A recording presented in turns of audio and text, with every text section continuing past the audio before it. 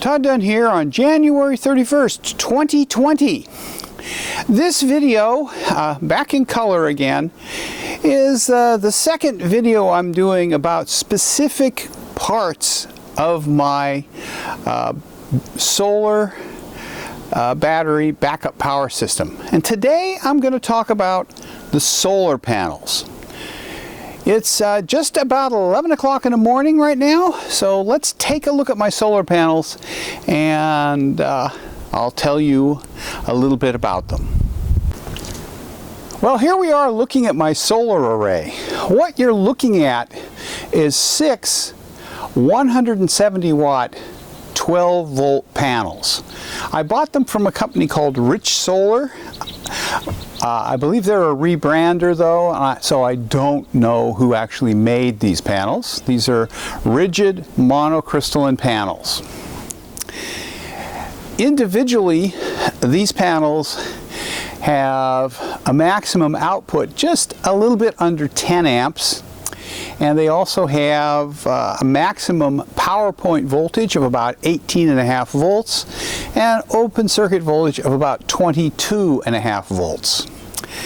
That means if I wired them together in parallel, they'd be running somewhere between about 18.5 and 22 volts most of the time, and putting out approximately 60 amps maximum. However, I wired them together in series. That results in them have the array of 6 panels, which is 1020 watts, having a maximum power point voltage of about 111 volts and a maximum open circuit voltage of about 135 volts. So I had to buy a charge controller that could handle that open circuit voltage, and consequently I picked up a charge controller that can handle up to 150 volts open circuit. And because of the 1000 watt capacity, I needed to go with a charge controller that could handle that. And for my 24 volt battery bank, that means I need a charge controller that can handle between 35 and 40 amps, and I bought one that can handle 35 amps, so it can deal with this array without any problem. So why did I wire the array in series? Well, there are really two reasons. I have a 24 volt battery bank, so I am not going to get any output that's usable from the panels until the array voltage is in the 40 volt range, because I need a little bit of headroom over my battery voltage for the solar controller to start putting out current. So I needed to wire these panels, at least 2 of them, in series to achieve that, and that would have been a little bit iffy. So by putting 6 of them in series, even in the morning when the voltage from the array is pretty low, I still get a little power.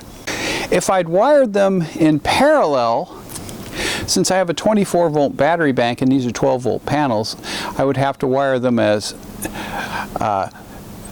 3 pairs of 2 panels in series wired in parallel. So I would have to size my wiring to be able to handle a maximum of about 30 amps going into the house. The wire run is approximately 45 feet. And to handle 30 amps for that length of wire run without a significant voltage drop, I would need to go probably to number 6 wire. Because of the fact that I wired all the panels together in series, I'm able to use a number 10 wire and still have an acceptable voltage drop, but I actually wired with number 8 wire, which gives me a less than 1% voltage drop, and it allows me to have enough, if you will, headroom in the wire to accommodate an additional 1000 watts of solar, another 6 panel array, paralleled to this array. So I'd have a maximum power going through my cabling of about 20 amps. which is something I'm thinking about right now. So let's talk about how well these panels work. Now, series wired panels are quite susceptible to shading, and my panels do get shaded a little bit by the chimney you can see up there, but only in the morning and only, say, before about 9 o'clock because of the sun angles. Other factors that affect panel output are time of year. Right now, January 31st, we have quite low sun angles and the total day is quite low, so we don't expect to see the full 1,000 watts out of this array. Furthermore, the orientation of the panels, where orientation is what direction they're facing and the angle they're sloped at from horizontal, has an impact on array output. Now, my roof is oriented north-south, where that's magnetic north. So my true orientation at this location is about 250 degrees, since the panels are essentially west facing. The impact of that is that I get very little output early in the morning because the sun comes up in the east and it's behind the house, so the panels don't get any direct sunlight. And I start getting output right now at about 7. I get, 5 or 6 watts output from the array. By 8 o'clock, it's up to about 20 watts. By 9 o'clock, it's in the 30 watt range. By 10, it's in the 40 to 50 watt range. And then the output starts going up quite dramatically. At 11 o'clock, the array today, January 31st, was putting out 310 watts. Now, I mentioned another factor, which is the slope of the panels. Because of the pitch of my roof, these panels are sloped a little under 40 degrees from horizontal, which is about right for here. But I would expect, because of sun angles, that my maximum output from these panels is going to come sort of in mid-afternoon, when the sun is more directly onto the panels. Right now, the sun angle is more or less perpendicular to the panel array. The sun is almost due south of where the panels are right now, and that results in a decreased output. I have used some calculators that I found that are specific to this location to estimate how much this array should put out at different times of the year in terms of maximum. And the calculator I used actually includes weather as a factor in it. And it says that right now, my average output for a full day for this array, oriented as it is, should be nearly 2 kilowatts a day. And in the summer, it could go up to as much as 5 kilowatts. So that's a small array, but it will put out a reasonable amount of power. Right now, I have my inverter on. It's running my furnace, my well, my refrigerator, and my freezer. And it's been on since 7 o'clock this morning, so it drew my battery bank down a little bit so that hopefully I'll be able to see where my maximum power output is as the day progresses and get an idea of what I can get out of the panels. So far, in other tests of the panels, the maximum output I've seen has been 695 watts. And that was 4 days ago on a day that started out sunny and then gradually clouded up. And I had a brief break in the clouds, and panel output jumped up to 695 watts, which, considering the time of year and the orientation of the panels, is pretty good in my opinion. So that's my solar array. I have pretty good expectations for it. It's going to provide, in this time of year,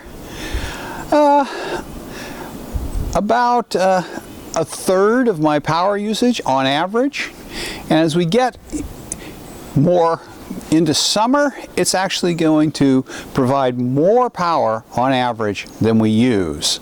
So in the summer, I should be able to provide probably 90+% of the power that we use on a daily basis. I say 90% even though the array could put out more power than we use in the house. Not everything in the house is connected to my solar system. The main things that aren't connected are my dryer and my electric stove, which draw quite a lot of power. And I really didn't want to stress my batteries by putting something that could draw 20 amps at 208 volts onto the system. So anyway, that's the system. Now let's talk a little bit about cost. These panels cost me $150 each, so I've got $900 invested in the panels themselves. The wiring for the panels, including the ground wire and the power wires that go down to the charge controller, cost about $105. So that's $1,005. And the panels are on a rack that I bought. It's an iron ridge rack. And there are 8 attachment points to the roof and 14 feet of rail at the bottom of the panel, at the top of the panel, and all the connectors that go in there. And the racking cost about $220. So overall, this solar array cost about $1,350 because in addition to what I've already mentioned, I did have to put in a ground rod that it's connected to, and a fitting to attach the wires to the ground rod, and a few other small miscellaneous bits and pieces. And I'm thinking, as I said, of doubling the array size, and the reason to do that is so that we have more output in the winter. In the summer, I have more output than I'm going to use, but in the winter, if we have a power outage, say in December, this array on a good day will only put out about 1,500 watts, and on an overcast day will only put out about maybe 300 watts. So it's not going to help much in extending my system's ability to handle a longer power outage. So I can probably count on, say, 750 watts a day, but the house in the winter uses almost 7 kilowatts a day, so that's not a significant contributor. In the summer, the house uses about 4 kilowatts a day, and the array will put out on an average day more than that. So in the summer, this array will keep up with my uses during a power outage. In the winter, it won't. So putting a bigger array up there will help me a little bit more in the winter. In the winter, to produce all the power that I need from solar, I would probably need to have about a 10 kilowatt array. And even at my do-it-yourself cost, that would push me up to about $13,000 of array cost, which just doesn't make sense economically. And also, I'm not sure I have room on the roof for 10 kilowatts of solar. I can easily accommodate about 6, I think, and after that it starts getting a little iffy as to where the panels have to go. Now the other side of the roof, which gets sun in the morning, unfortunately is shaded by trees, and we also have a dormer on the south side of the house, so the sloped part of the roof really gets very little sun and isn't suitable to put panels on. I could put some panels on top of the dormer, but I'd have to slope them up at about 40 to 45 degrees from the roof, and I'm reluctant to do that because we get some pretty strong winds here in the winter, And it's not unusual in a typical winter to have several days of winds in the 60-mile-an-hour range. And I worry about, you know, a solar array that's tilted up from a flat roof at 45 degrees, acting as a sail basically, and pretty much pulling off of the roof, or having the panels damaged, or literally ripping the array off the roof, which would mean I'd have to go up there to patch the roof in the middle of the winter. So I'm not going to put any on my flat dormer roof.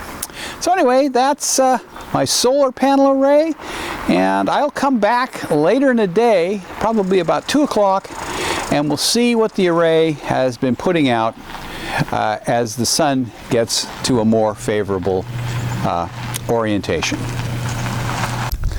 Okay, it's a little bit after 2 o'clock, and I'm back to sort of sum up how much power the panels put out today. My little experiment today with running a bunch of the home systems off of solar is over. I turned all of my high draw systems on via the inverter and a battery bank this morning at 8 o'clock. That drew the batteries down a fair amount before the solar array started putting out significant output. However, at 10 o'clock, it started putting out a little more output. By noon, it was at 550 watts. And by a little bit after 1, it was at 585 watts output, when the batteries became sufficiently charged that the charge controller dropped into absorption mode and started decreasing the power output from the solar panels. And in fact, a few minutes ago, I shut everything off so that the inverter is not powering anything. We're not drawing anything from the batteries. And the charge controller turned the solar panel output down to about 120 watts. And it's going to gradually decrease for the rest of the day as the absorption mode goes on and it gets down to float mode. So at this point, I can say that we hit a peak power output from my 1020 watt solar array of 585 watts just before 1 o'clock this afternoon. I expected that the peak output would be a little bit later than that, but unfortunately the charge controller had other ideas and started turning the output from the panels down because it was in absorption mode. Total output from the panels as of about 5 minutes ago was 1.7 kilowatts today. Now, bearing in mind that the output was only around 60 watts at 10 o'clock, and it started turning things down at 1 o'clock, most of that power came out in 3 hours, and a little bit more came out between 1 and 2. So we're looking at an average from roughly 10 o'clock to 2 o'clock of a little under 400 watts per hour, which, considering that this is approximately a 1 kilowatt array and it's the end of January, the middle of the winter, so the sun is pretty low in the sky, the panels are not pointed south, and I'm on the coast of Maine, I don't think hitting an output of about 58% of possible from the panels is that bad. I didn't expect it to go a lot higher than that. Anyway, that's what my solar array is doing now on January 31st, 2020, here on a sunny day on the coast of Maine. And just for reference, it's about 37 degrees today, so that's why I'm in my summer clothes. So, hope you enjoyed it. Hope you found the content interesting. If you did, please subscribe to my channel. Give me a thumbs up. And if you do subscribe, don't forget to click the notification bell so that you'll get an indication of when my next video is ready for you to watch. Thanks for watching.